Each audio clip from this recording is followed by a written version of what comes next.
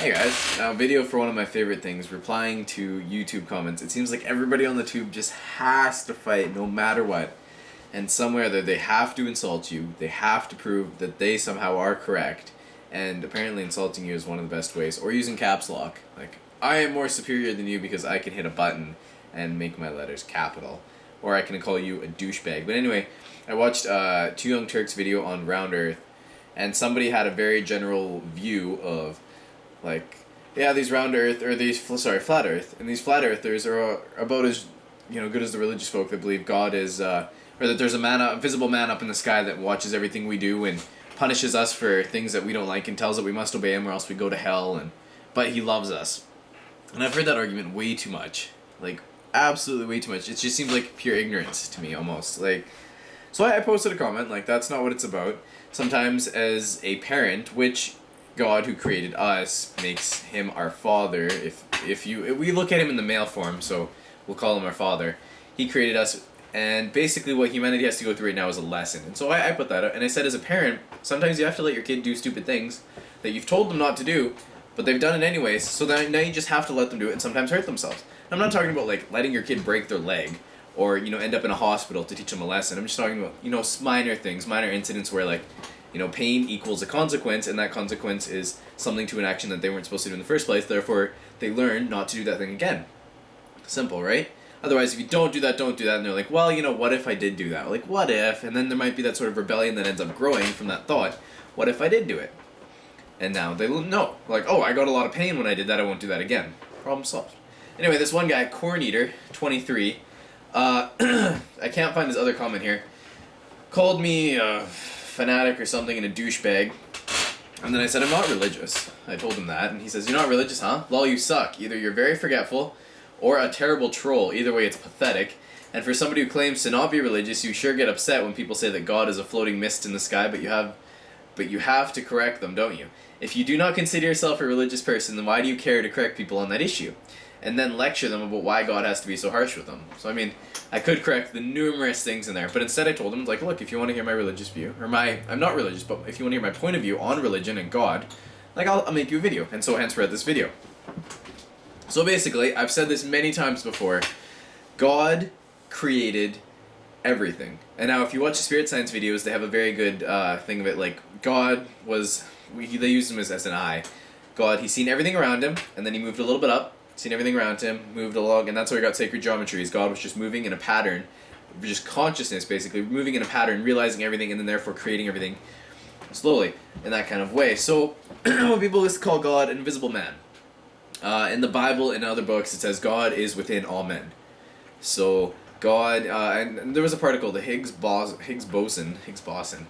People called it the God particle, which is a completely incorrect name, but the Higgs boson, basically that's what gives matter to everything in the universe, or else we'd just be, energy just and flying around. Nothing would connect, nothing would stay together. I like to view, even though it's probably incorrect, that Higgs boson is kind of like what we could consider God. It's what holds everything together. Now, God made us in his image. So, I mean, yes, we have legs, we have arms, we have heads, torsos.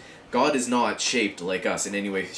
This was just a physical form. It happened to be the best one that fits for our planet. Is the way I look at it.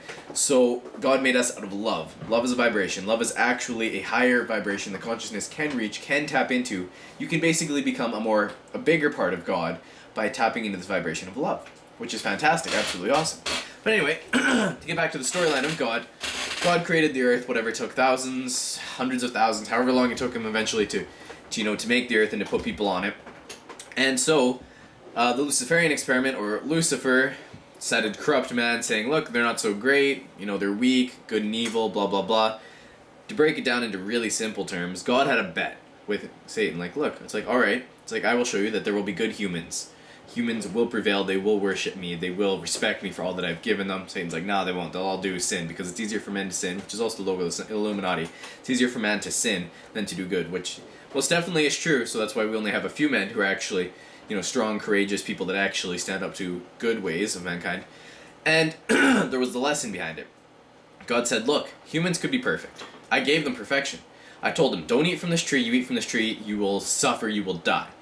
I'm like, well, they ate from the tree, and lo and behold, they died.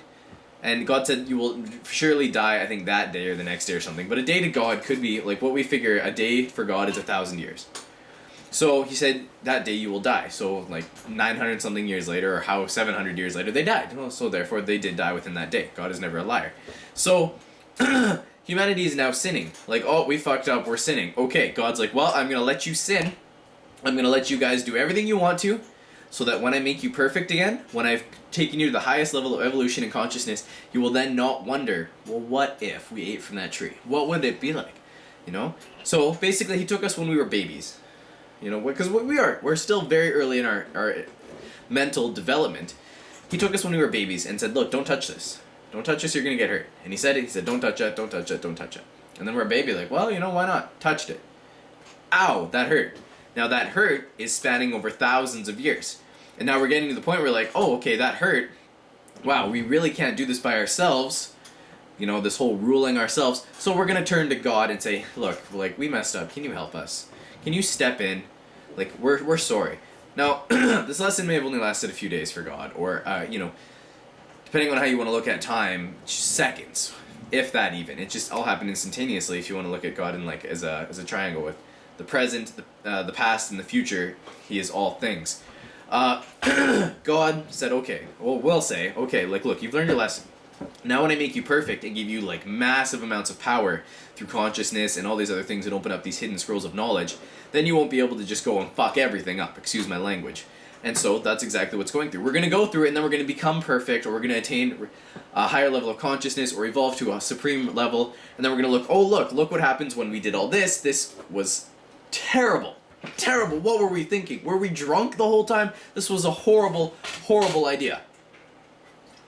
Let's not do that again. And then therefore we won't do it again. Oh, voila. It's as simple as that. People seem to be missing that message completely, and that really not irritates me, but it just makes me sad. And then especially when people like Corn Eater 23, who this entire video was dedicated to, go and just call me ignorant and all these other names, things like they're unnecessary. Absolutely, just straight unnecessary. This is how I view God. That's it. That's why we have pain and suffering. That's why God doesn't step in and, you know, save people from black plagues or wars, because you have to learn your lesson. Now, depending on which religion you believe, these people that suffered will receive compensation of a sort. Some religions you will have the rapture, resurrection, reincarnation, whatever. Either way, those who have died have not, you know, died in vain. There will be a reward or compensation, however you want to word it, for whatever's going on. And that's how you want to break it down. That's how it is. God is not an invisible man in the sky that judges you and says, do as I say or you're going to burn in hell. Hell doesn't exist as well. Either. That's a man-made creation. A creation, a spirit being that made us out of love is not going to send us to eternity, to hell, for not obeying him after he gives us free will. That's completely illogical, doesn't make any sense, and it's the stupidest argument I've ever heard. Hey, you have free will. I'm giving you free will. Worship me for giving you life. But if you don't, I'm sending your little soul to eternity to burn. Well, I'm sending your soul to burn in hell for eternity. Voila, it's beautiful. It's a beautiful thing. Worship me. You have free will, but worship me or you're gonna burn. So basically, you don't have free will. Either you worship him or you burn.